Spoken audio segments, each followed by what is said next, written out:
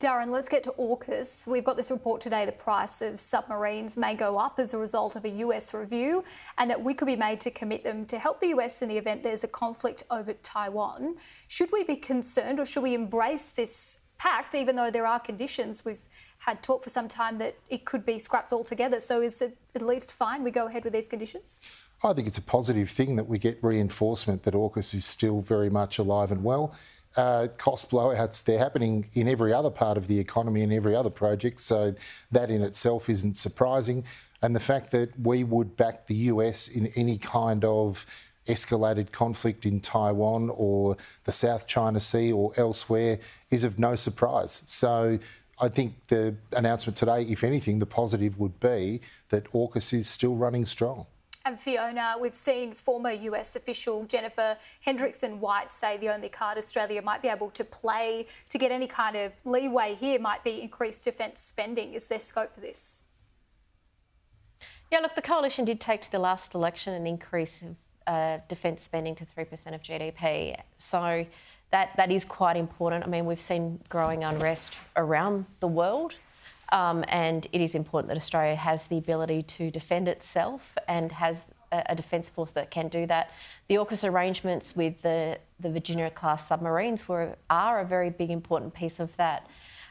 Negotiating the films of this, be it with our partners in the UK or the US, we do have to look at what has been offered, and I'm sure the Albanese government will do, but make sure that it is in the right interest of Australia. I mean, at the same token, we do have relations with China that is in a different space where the United States relationship is with China, just by the course of where we are geographically, where we are in our trading cycles and various other things.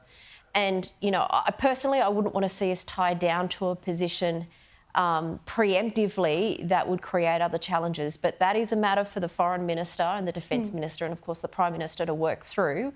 But, signing up to certain challenges just to get your hands on some, military kit probably needs to be taken, carefully and in a considered way rather than sort of, in one angle. So I would just like to see that the Labor Party do go through a very considered process in what is being asked by the United States. Darrin, on another matter, we've seen today opposition leader Sussan Ley giving a real insight into her personal life in the Australian Women's Weekly. She's detailing a time she pulled out a semi-automatic rifle as a man threatened her while she was camping. This decision to really vocalise these human stories really early, perhaps something we didn't see from Peter Dutton. Is this going to appeal to voters?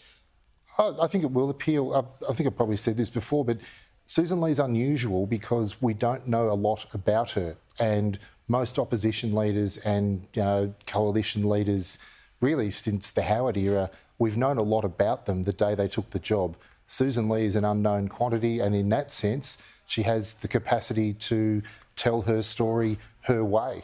And if she does that via Women's Weekly, terrific. Fiona, just before we go, we're about to run out of time, but this issue of gender representation in the Liberal Party, what do you make of that latest idea, US-style primaries, to try to give the public a greater say in who gets selected as candidate? Yeah, look, Julia, the Liberal Party is in a unique position at the moment, courtesy of the last two elections, that really the Liberal Party just need to put every idea on the table and debate them out as to what the Liberal Party needs to do to become a potential, voting force into the future and representative of the communities that we would hope to represent. And, that's where I think if it's a matter of having the discussion about primaries, we have the discussion about primaries, but there are a range of challenges the Liberal Party needs to fix.